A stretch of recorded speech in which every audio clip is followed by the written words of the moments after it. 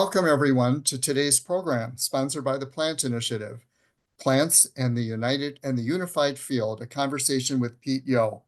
I'm Paul Moss, the Executive Director of the Plant Initiative, and I'm very excited to introduce Pete and to start off our 1-hour program, which will be co-moderated by Laura Pistarfi and me. Pete Yo is a plant writer, nature mentor, reconciliation ecologist, and broadcaster who lives on the temperate rainforest fringe north coast of Devon, UK. Plants have been an inspiration to Pete since childhood, and they led him into mainstream higher education in horticulture, landscape architecture, and ecology before eventually nudging him off-road and into more alternative understandings of the plant realm, along with the wider web of life. He is honored to be working with plants now as portals to both deeper awareness of our ecological relationships and greater well-being within and without. Pete gives talks, guides walks, offers consultancy, writes and broadcasts in this spirit. You can find out more about him at his website, futureflora.co.uk. Dr. Laura Pistarfi is an adjunct faculty in philosophy and religion at the California Institute of Integral Studies. She is a scholar and writer focusing on trees in the Western philosophical tradition. Laura has an upcoming book on trees an upcoming book to be published in June 2025, The Wisdom of Trees, Thinking Through Arboreality, that she has co-edited with Dr. David McCauley. In addition to her plant scholarship, she works as the director of the Psychedelic Assisted Therapies and Research Certificate Program at the California Institute of Integral Studies.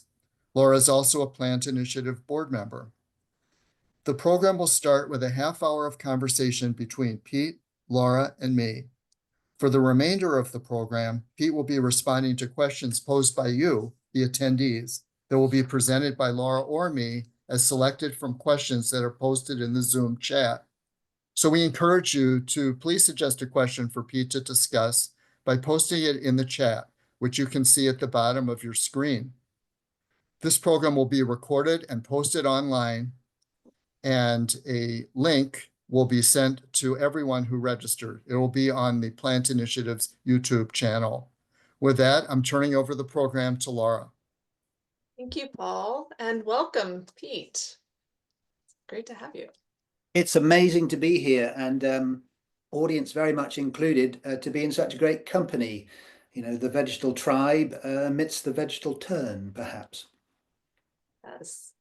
So for our first question, Pete, could you tell us a little bit about your background and the path in your life that's brought you to your current perspectives about plants? Sure. Well, thinking literally of the background here, there's a lot of pattern there, and I think that's the key word, really, when this question kind of arises. And like many of us, you know, not everyone does, but I think many people within this audience would have been following golden threads, or at least open to following these golden threads that appear gossamer-like in our lives. And pattern is a big part of that. And it began really the kind of conscious communications, or becoming conscious of plants trying to communicate with me. I think they were, and I realized, trying to speak to me when I, you know, was much younger, but as a I don't know, around 10 years of age, as a bit of a reluctant gardener, I was out in the garden and I noticed that one plant's flower and another plant's flower, the patterns were both identical, and they turned out to be kind of cruciform cabbage family plants. And I don't know, it may have been that we had a visitor in the garden who happened to point this out. You know, memory is very fickle, but I've long held this idea that it was me that had this realization of like, wow, there's something similar about them. And I kind of ended up going back into my home, and my mum had a book on garden plants, and I was leafing through, or someone perhaps, you know, helped me leaf through the book. But anyway, I realized that these plants were in the same family, the cabbage family. Cruciferi as was, and I think it's called Brassicaceae now. Might have that wrong. And that kind of unleashed this desire to kind of get to know plants and you know, not just identify them as individuals, but see the relationships between families. And I was be endlessly writing down plants and plant names, learning the plant names and which families they were in and all the rest of it. So very much a kind of individuated process. And that, as Paul mentioned, kind of eventually, you know, well, what do I do with this interest? And it led me into training in horticulture and landscape architecture and things like that. But then after that, I kind of meandered all over the place in my life for reasons I won't go into. But about 12 years ago, I felt, and it still feels a bit presumptuous to kind of describe it this way, but I felt a call back to really inquire more deeply into plants. I mean, I know a lot more in the last 12 years about plants than I did before that, but it's still, you know, a tiny amount. And 12 years ago, it was really about noticing increasingly that there were a lot more exotic plants running wild in our British landscape. And a big part of that seemed to be to do with climate change and a warming climate. A lot of southern European species were appearing out and about in our countryside. And as a plant lover, I didn't have a problem with that, but I was kind of think, well, how's this going to go? You know, what are the consequences of this over time? And of course, as I started to inquire more deeply into that, you know, inevitably narratives around invasive species cropped up. Quite a, you know, apart from, you know, weeds in disturbed ecosystems. And as is often the way, certainly in my life, and I'm sure in other people's lives as well, certain books fell on my radar, such as several by Stephen Harold Buhner, but also a British biologist called Ken Thompson, Where Do Camels Belong, which is one of a number of books that came out around 10 years ago, questioning the standard narrative around invasive species and obviously plants in particular for me.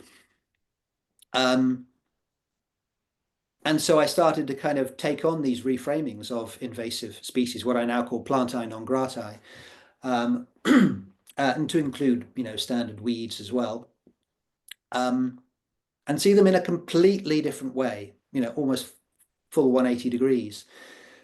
And in turn, some of the books I was reading and my contemplations and those of many, many others, you know, we all stand on the shoulders of giants, not least the plants themselves. I started to kind of obviously read a lot about plant intelligence and all the research that's being done. You know, Monica Galliano, Stefano Mancuso, they all seem to have Italianate kind of sounding names. But I'm sure there's many from other parts of the world doing that amazing work. So I started to kind of, you know, from that individuated inquiry into plants, it's almost come full circle in terms of even beyond plant intelligence now, and, you know, mycorrhizal intelligence, microbial intelligence, even water intelligence, Gaian intelligence, seeing everything in a more unified way. And because I've been very interested in the latest insights from physics the last few years as well, you know, the idea of a unified field, which mirrors the ancient spiritual idea of the ocean of being.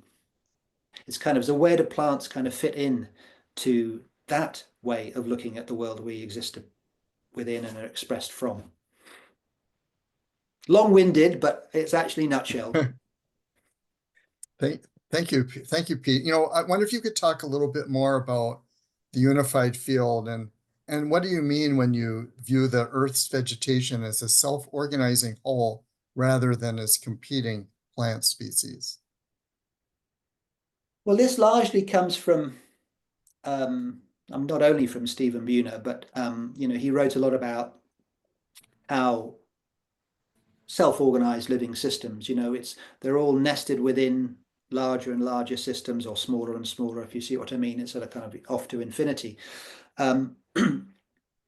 And so when you start looking at the world in that way, whether it's from an ancient spiritual point of view or kind of the latest insights from unified physics, let's say, who speak of this unified field, this ocean of being, where do plants fit into that? And, you know, most people on this call will be familiar with that famous Einstein quote about, you know, the optical illusion. I mean, it's often they use the word delusion as well, but apparently the translation is probably more accurately illusion, the optical illusion of consciousness. We see everything as separate.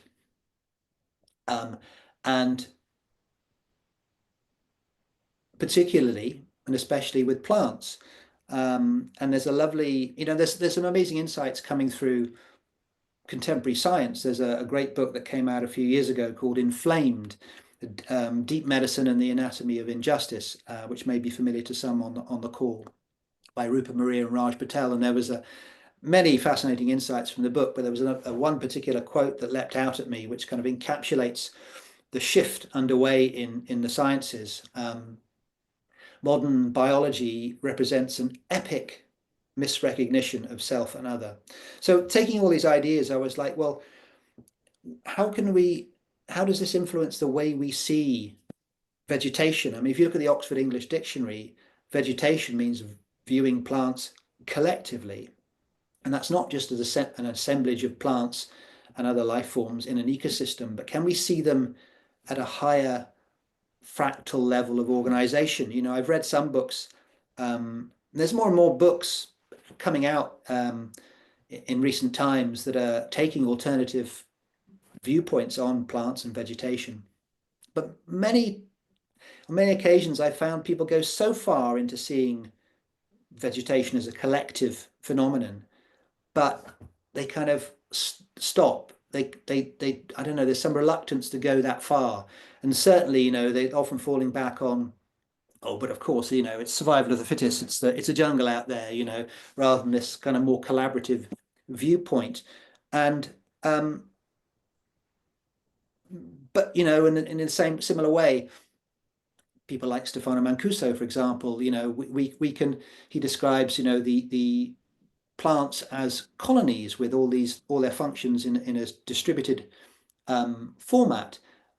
And it's like a swarm intelligence, but can we take that swarm intelligence to a higher level of organization with its own emergent properties? So kind of one of the essays I wrote in recent years was seeing the wood through the trees, not despite the trees. Hopefully that makes it clear. We can kind of unpack it a little bit more if you like. I'll leave it there. Thank you. Yeah. Thank you. So building on that, what do you think are some of the emergent properties and behaviors of plants that are typically missed in the dominant culture? Well, for me, the most obvious one, and Stephen Buhner, really explored this, and it really captured my imagination, was kind of how invasive species and weeds, ordinary weeds, what they're about. And there's a famous British naturalist called Richard Mabey who wrote a book in maybe about 10 years ago called Weeds. It's a wonderful book. He's a wonderfully accessible writer. And he described weeds, in his observation, metaphorically as an immune response. And it was like that really kind of resonated for me, because I'd already started to kind of see plantae non gratae as potentially an immune response system. And so I've become much more, rather than metaphor, more analog about that. And, we know that every level of self-organized system has its own rebalancing mechanism to contend with disturbances in its environment. And it's interesting that, people will be aware of the term phytoremediation, the use of plants to cleanse soils and this kind of thing. Phyto is obviously Greek for the word meaning plant, and remediare, I think it means to restore balance. And within this idea of and we can unpack the description of vegetal skin, because it's probably oversimplistic, but that vegetation as a whole will have its own immune rebalancing mechanism. And it seemed very plausible. And the more I kind of dug into it, more and more likely that what we call weeds and invasive species are part of that immune response to disturbance. And of course, there's other aspects to this, because indigenous cultures were very aware of that phenomena and would utilize it, because a lot of the plants that rush into a disturbed ecosystem have particular traits that are very appealing to us. And is it a coincidence that these more pioneering plants, as we could describe them as well, have very good nutrition and very powerful medicine that we as humans can benefit from. And many herbalists are quite happy with the correlation that those same herbal effects are being deployed in the wider ecosystem, not just for the benefit of the plants who create those secondary metabolites, but also the plants and all the other living beings in that area.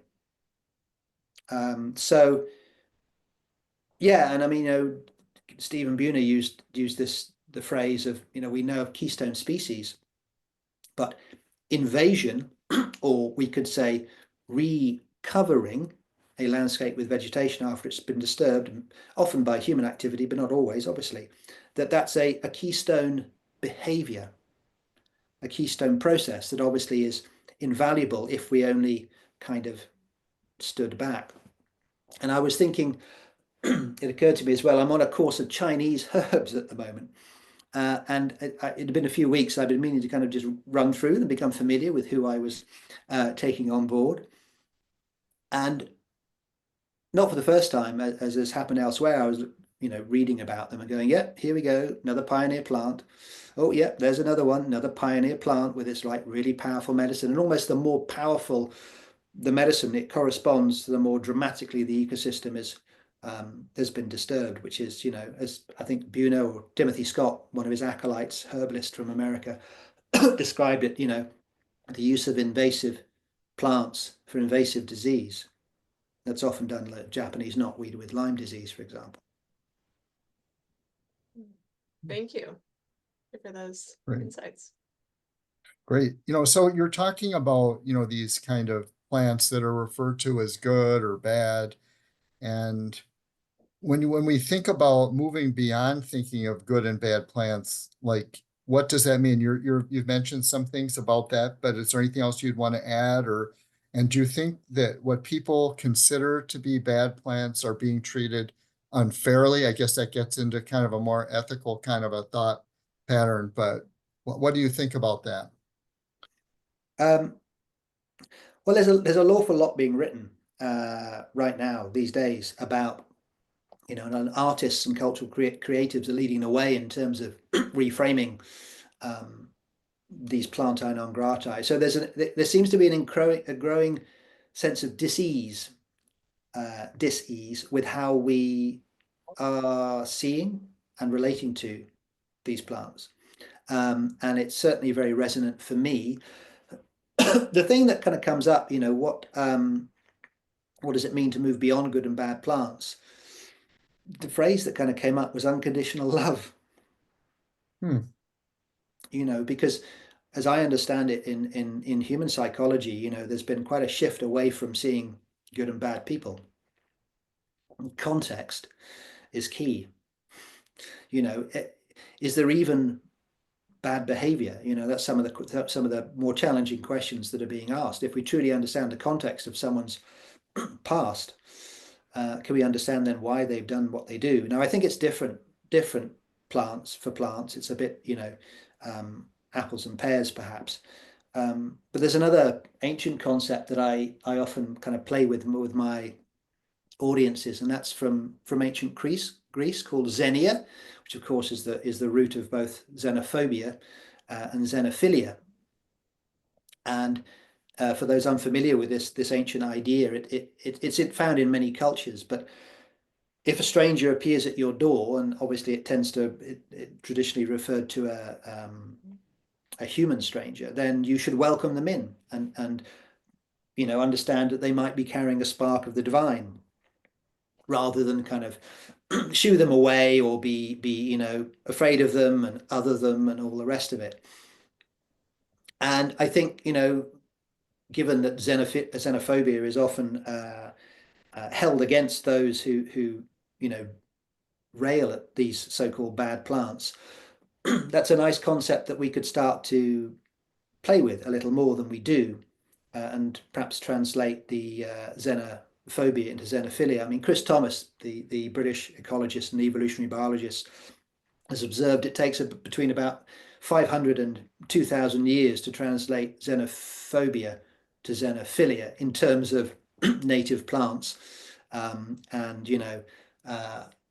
or introduced plants to a given area, and them being regarded or accepted as all but native. And of course, nativism is being talked a lot about these days. It's a deeply problematic area. It's not black and white by any means. It's how far you go back, and particularly in a part of the world where I'm from, where the great diversity that existed here before the ice ages was largely wiped out, and much of it never got restored, compared to the Americas and Asia, a lot to do with the orientation of the mountain chains and things like that. So yeah, there's a lot of really interesting areas of discussion opening up, I think, for the brave, because it can be very emotive and very challenging. And that's why I've been thinking a lot. I mean, trauma is a big global narrative these days, as I'm sure everyone's aware. But one of the things I can't help wondering is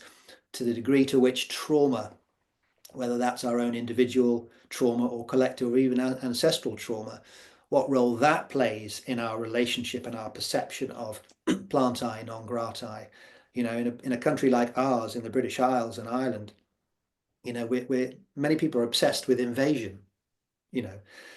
So it kind of naturally translates to plants, and a lot of the language used for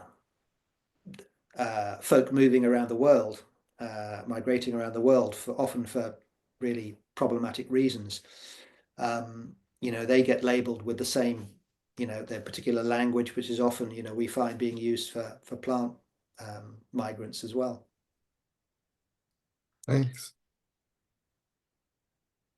Continuing on a similar topic, you speak about moving towards planta conviva. I wonder if you could explain this concept and some of the language behind it and what it means for plants.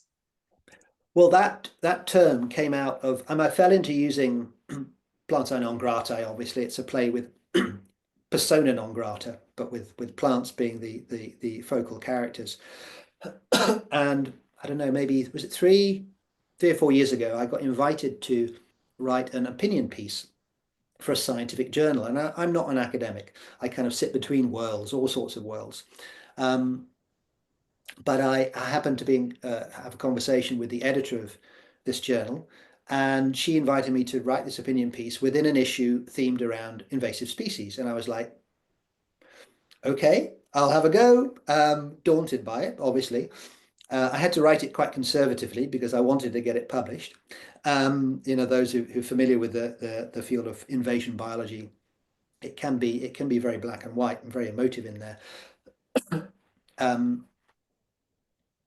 So anyway, I wrote this piece, and I needed a kind of a counter, because I'm becoming more and more aware of the language I'm using and how a lot of it is just outdated these days, and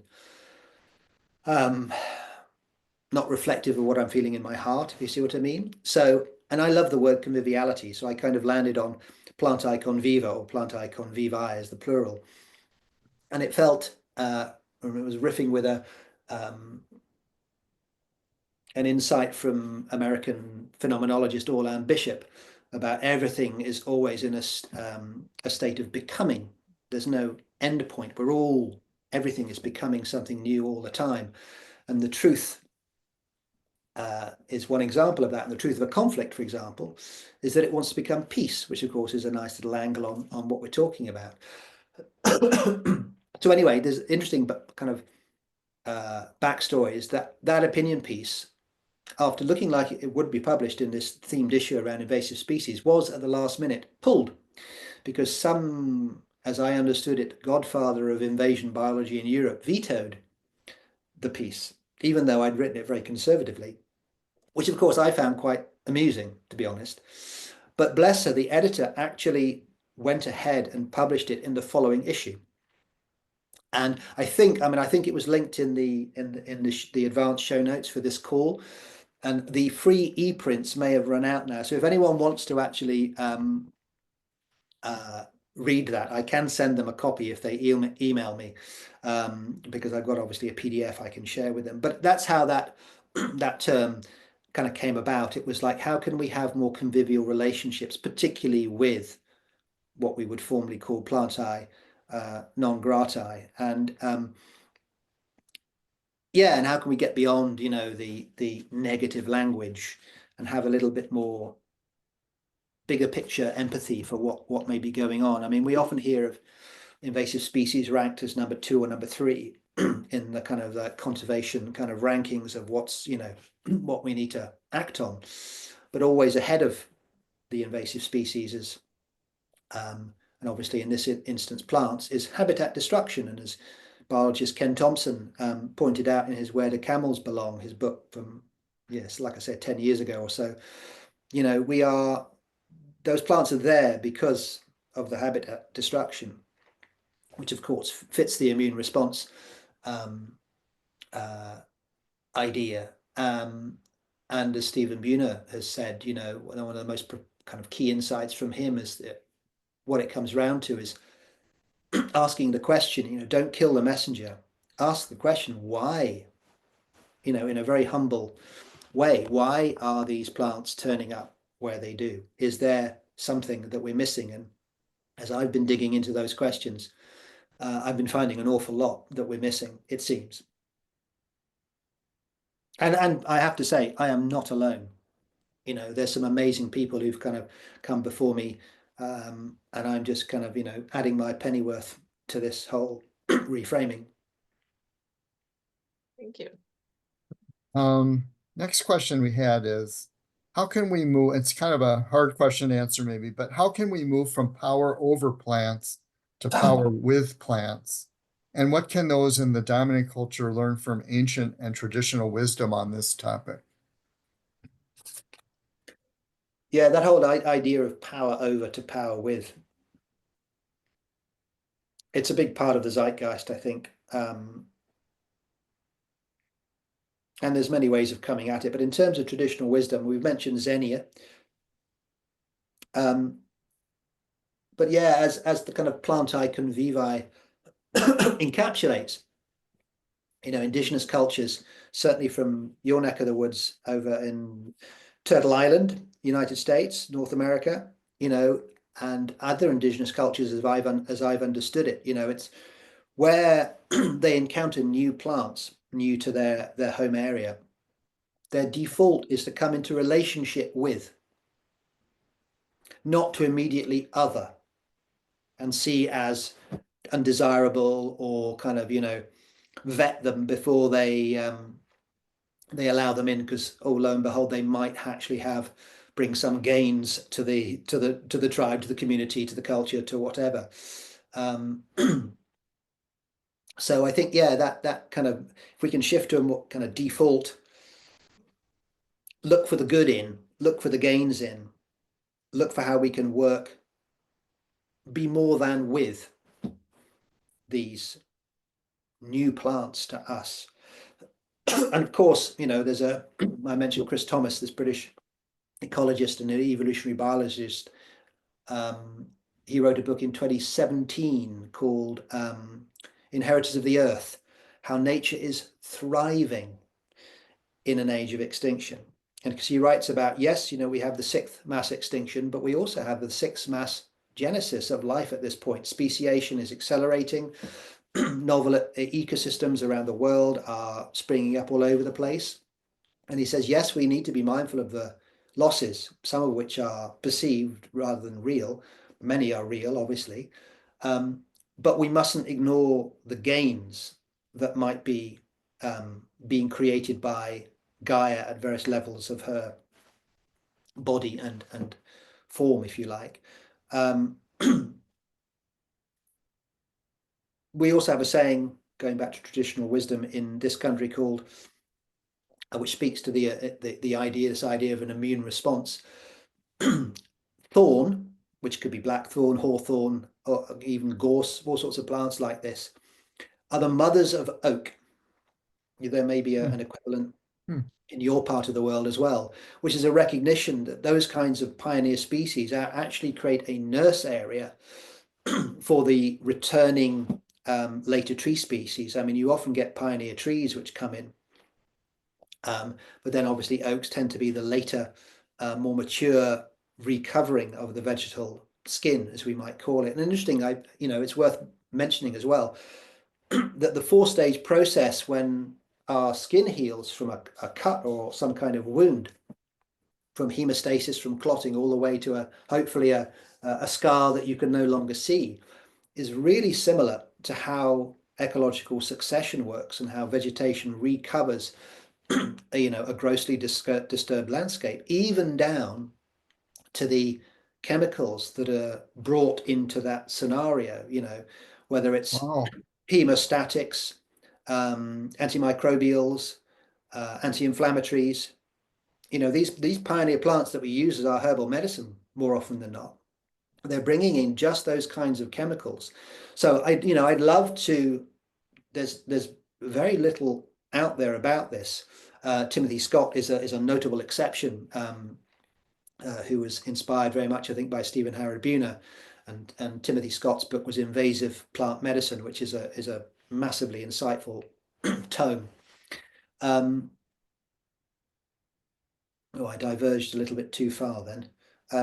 But yeah, this idea, this is a very compelling correlation between herbal effects in the human body and in the wider landscape. So yeah, that's what I was saying. So there's ripe ground for ecologists to start sitting around the table with herbalists and soil chemists and soil biologists and seeing if this analogy, which is very raw at this point, between vegetal skin, and of course it's not just vegetal, it's myco-vegetal, and there's bacterial realm, it's very difficult teasing it apart, but just for the sake of trying to describe it, I kind of stick with the vegetal for now. And kind of like seeing if the raw analogy of vegetal skin with its own particular fractal immune response actually stands up, and whether it's, and if it does, it would completely transform how we,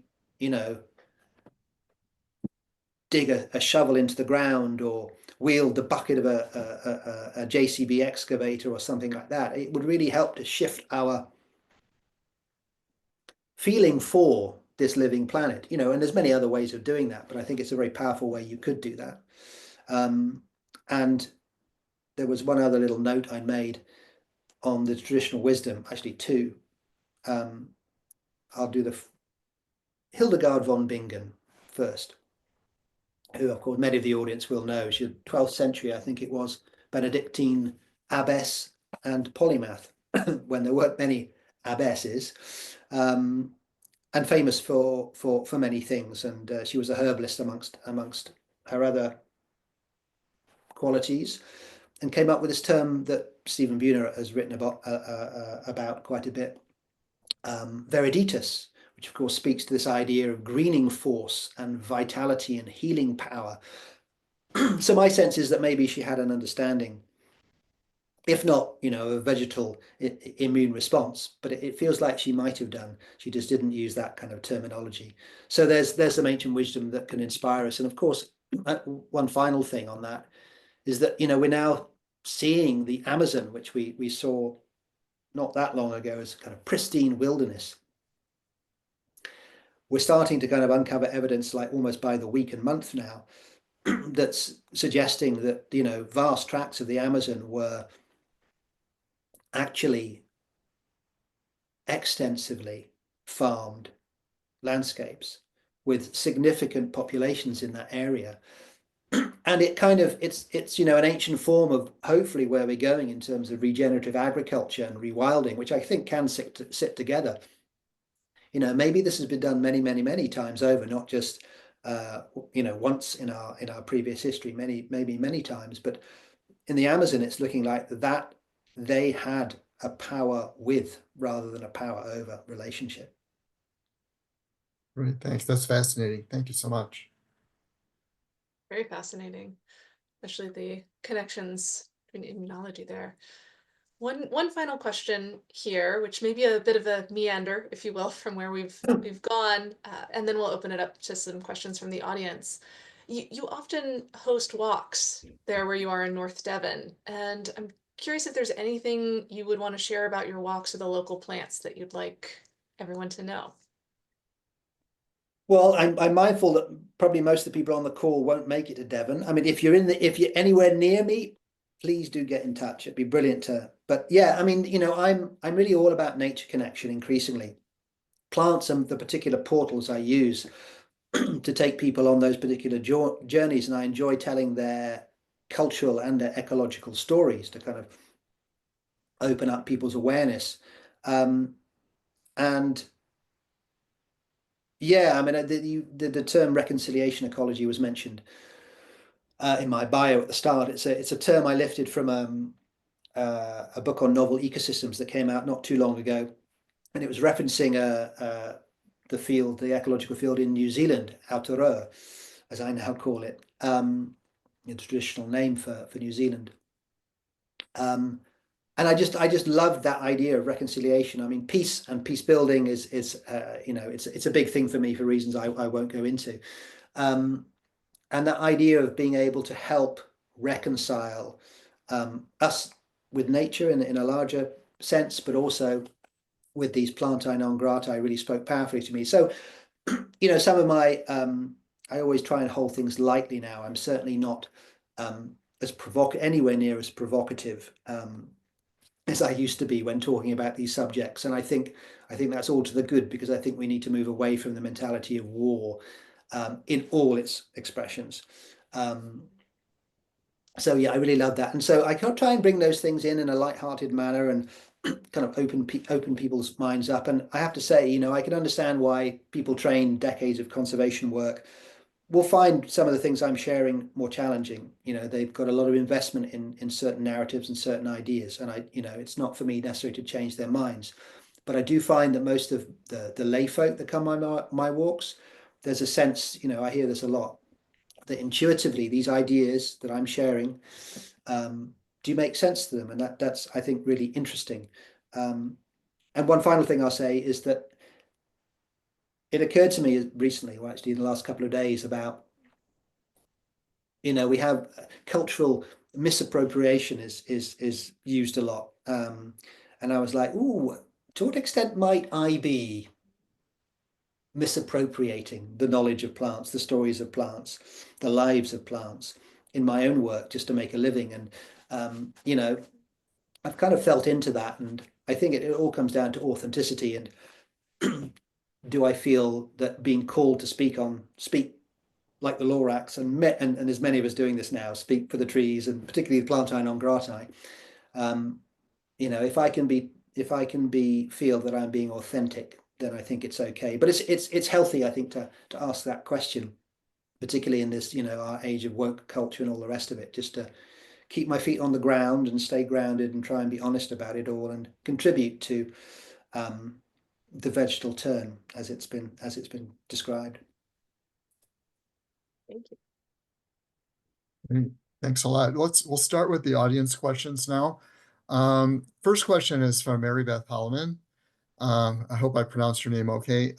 The question is, what do you think about rewilding efforts in the UK and as it relates to plantae non gratae?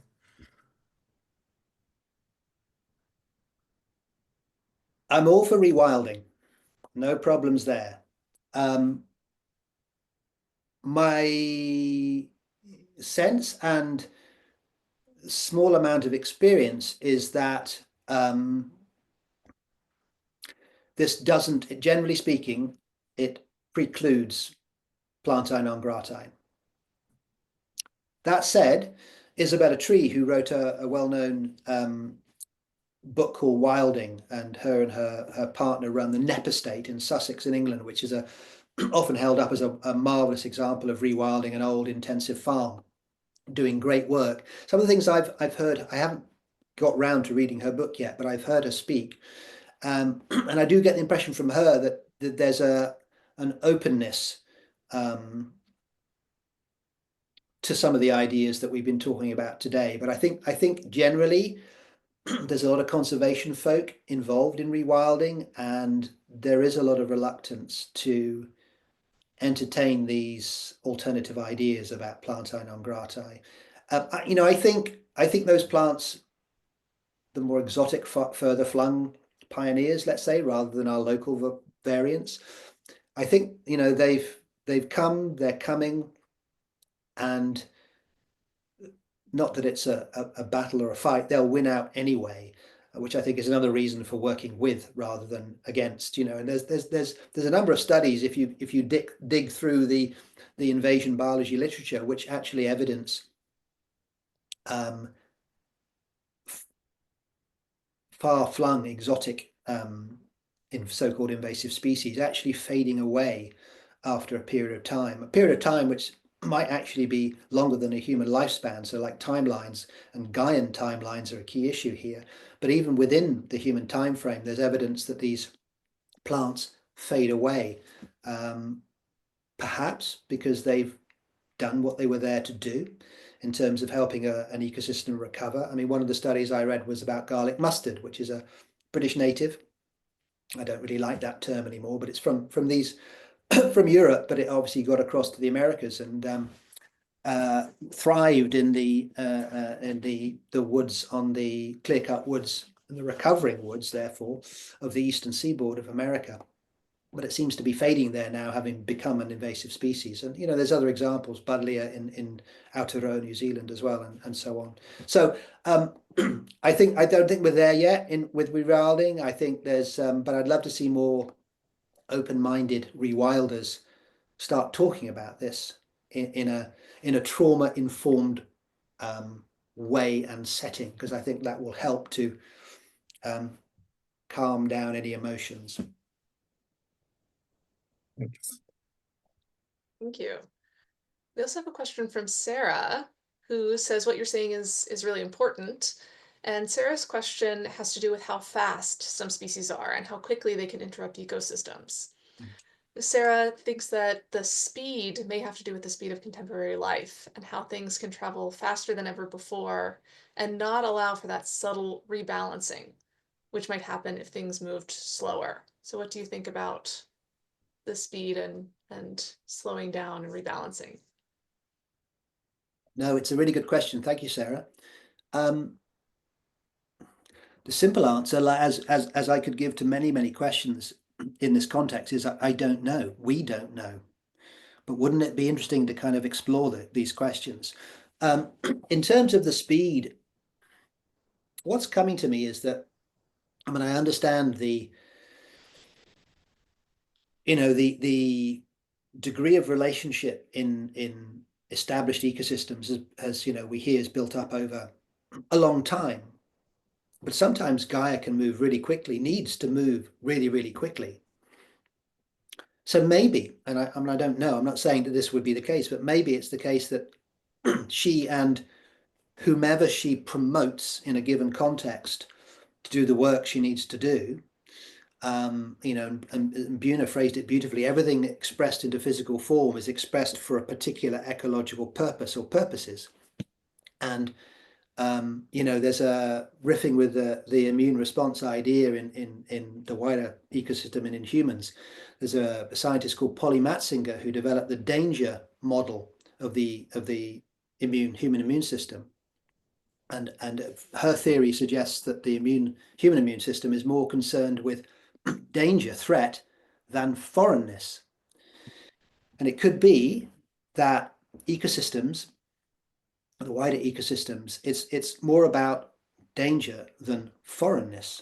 And if something needs to be done really quick to quell a threat, of course, we're talking about water loss largely rather than blood loss, but there's a lot of commonality there. Maybe things need to be done really quickly. So you need certain plants that on the face of it might be smothering the ecosystem with some really quick action.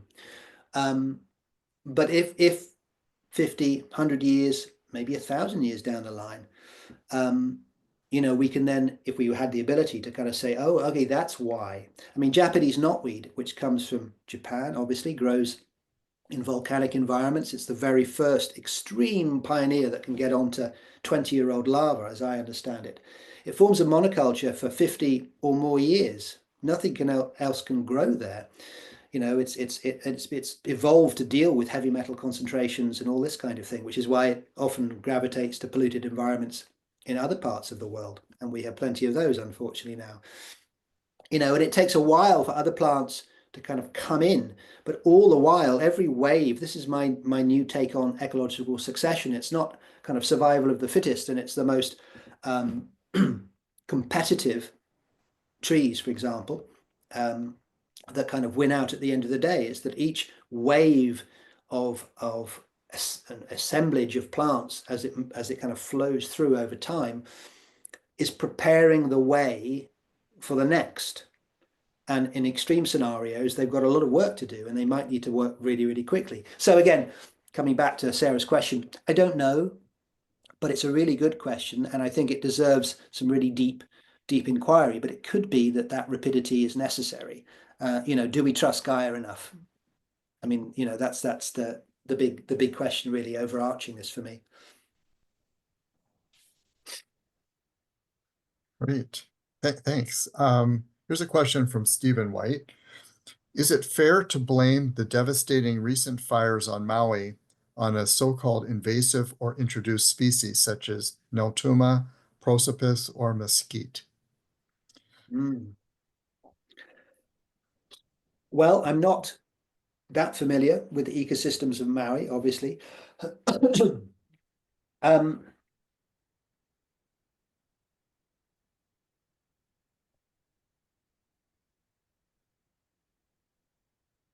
I mean, you know, these fire adapted communities, you know, we have eucalyptus, for example. Hopefully Stephen doesn't mind me. I'll switch to Portugal in Europe here, because hopefully this will help, because I'm not familiar with ecosystems on Maui, but we might get to some kind of an answer.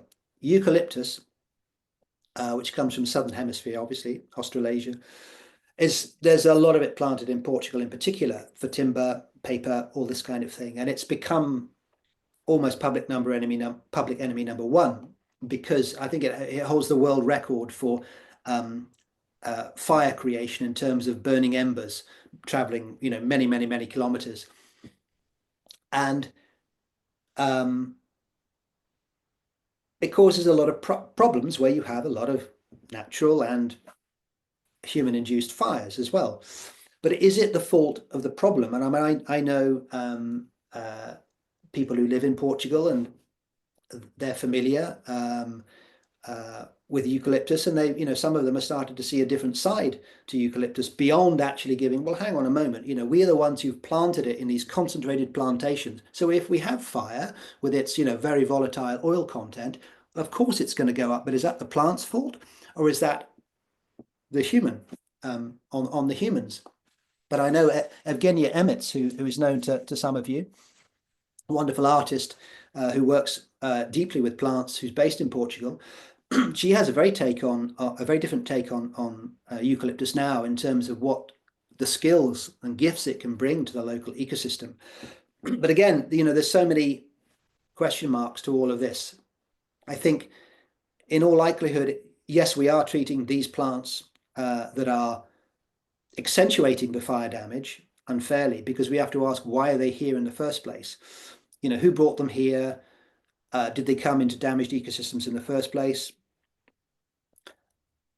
And can they also contribute if we were to work with them in a different way? Could they contribute to these fire adapted systems because they have the evolutionary experience to bring to it? It's just a case of how they appear in the landscape, because if they're arising spontaneously, that's where the curiosity should flow, I would say, if that makes sense. But again, it's, you know, I don't know is the simple answer again, but there's doubt in my mind that it's just the plant's fault. I hope that answers it, Stephen, sufficiently for now anyway. Thank you, Pete. So we have a question from Emma, who thanks you for the discussion and asks, are you familiar with Jessica Hernandez's, who is Maya Tortilla and Zapotec, and Jessica's book, Fresh Banana Leaves, and mentions that Jessica talks about thinking of invasive species as displaced relatives. as a way to move away from the demonization of invasive species. And also mentions discussions of nativism and botanical labels like pioneer species, and discussions around new terminology with attempts to decolonize and de-anthropocentrize. What are your thoughts on, we've talked about this a little bit, but what are your thoughts on altering the scientific and popular botanical terminology, and is changing names enough? There's a lot of questions there, but they're all good. No, I wasn't aware of that book, but I've made a note of it. Thank you. There's a lot. There's more and more books and articles that are coming through in this vein now. And yeah, there's not enough time to read them all, but it for me, it's really encouraging because it's opening up the debate. Some of what I've said today might turn out to be utter balderdash, as we say, rubbish. It might be.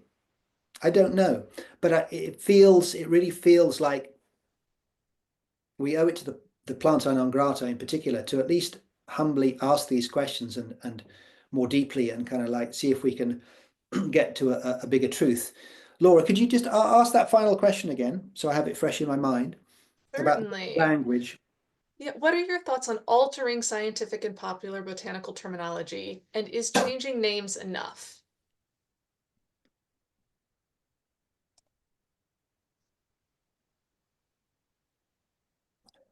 No, it's not enough. It's got to come from the heart. Our relationship, plantae convivi, needs to come from the heart,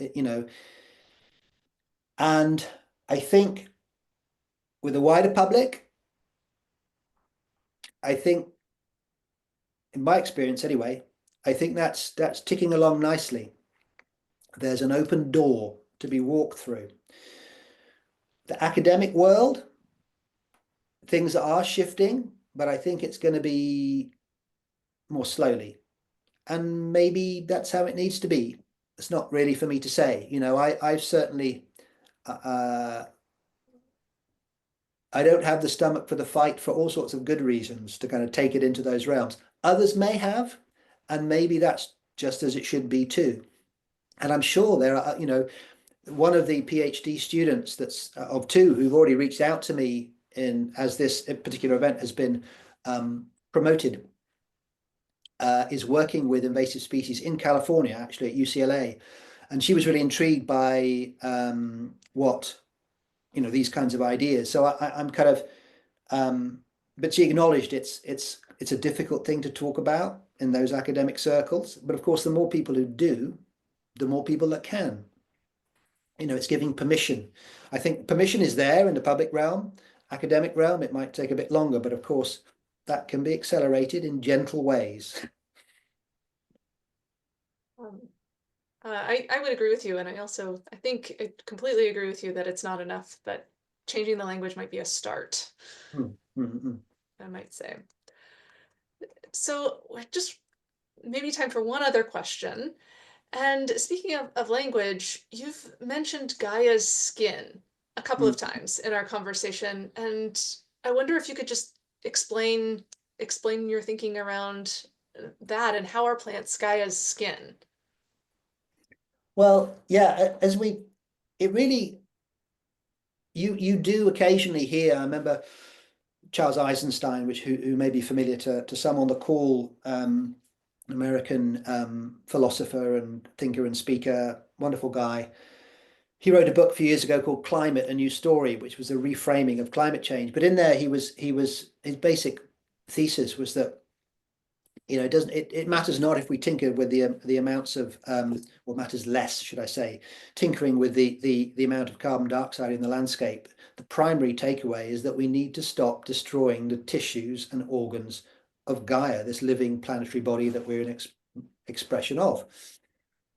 And that was very resonant for me. And I think indigenous cultures would be much more familiar with the use of that kind of language for vegetation as a whole, and it's becoming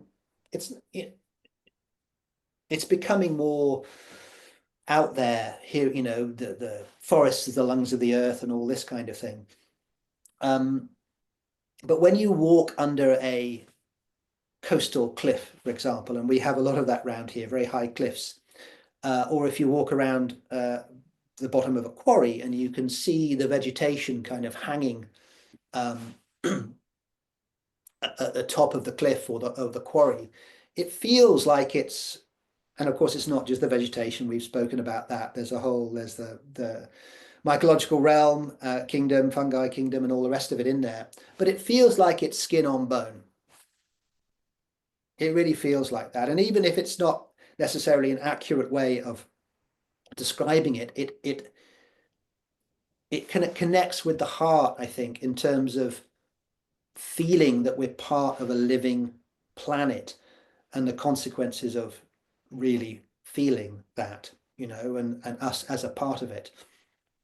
So yeah, that's one other thing I was going to say, because there was another part of your first question was like, how did I get to where I am here, was actually going to your part of the world. It was I won a traveling scholarship for a month ago to the southeast of the US. And I was on top of a granite dome in Georgia, Heggy's Rock. And there was a little solution pool. And around the edge was a little crescent of vegetation. It was moss and lichen, but it was the crescent of vegetation was banded into light and dark green. The darker green was the moss, which had a little more moisture in the depression of the solution pool. And then the lichen was up on the shoulder, and it was drier, obviously. So you can explain what I was seeing. But I got back from this trip, and within a week or two, I was leafing through a supplement. I think it was BBC World magazine, magazine. It had a supplement on Australia, and I just, one of those jaw hit the floor moments. There was this image of this mangrove, of this bay, this lagoon in Australia, with this crescent fringe of mangrove swamp, with the same patterning of light and dark green. And again, you can explain that rationally, why it appears that way.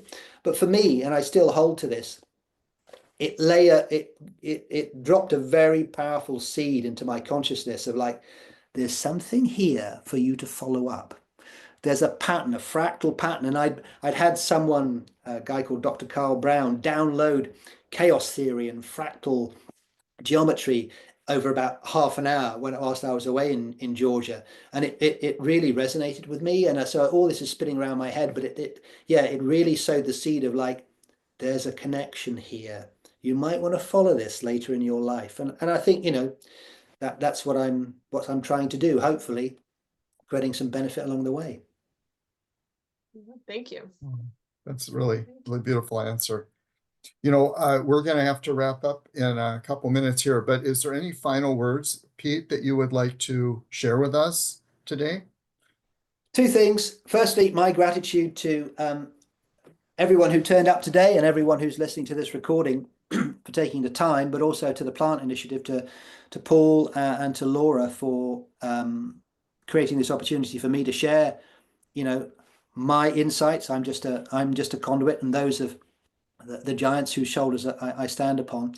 It's great to have this opportunity to do that. And secondly, I'd love to have more conversations like this. So I'd love it if anyone who would like to follow mutual golden threads, they can contact me. I'm sure Paul can let you have my email address, and we can go from there. But this idea of sitting around the table with soil chemists, soil biologists, herbalists, plant whisperers, what could we learn from plant whisperers? How many of them are actually going to these plantae non grata and going, why are you here?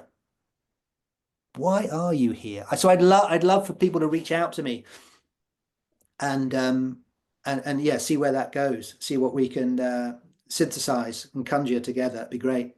Hey, Pete, could you, for the people that are going to watch the recording, I wonder if you could just say your email address. Yes, it's Pete Yeo, PETEYEO 67, gives away my age, @gmail.com. Great, thank you. And your website is futureflora.co.uk. That's right. Very, very, very simple, very, very understated, as I try to be generally. Great. Well, thank you so much, Pete, for sharing your thoughts and perspectives about plants with us today, and to Laura for co-moderating. And thank you to all the audience members for sharing your stimulating questions. This program has been one of a series of online events from the Plant Initiative about the human-plant connection. And we're planning another online program on May 29th with Rachel Peterson, director of Harvard's Thinking with Plants and Fungi Initiative, and another special online event with over a dozen plant communicators, Voices of Plants for a Better World, on June 20th. So we hope that you'll join us for those free events as well. Thanks again for attending today, and if you'd like to support these types of programs from the Plant Initiative, we're always appreciative of donations through our website, plantinitiative.org. And thank you so much again for everyone for attending today.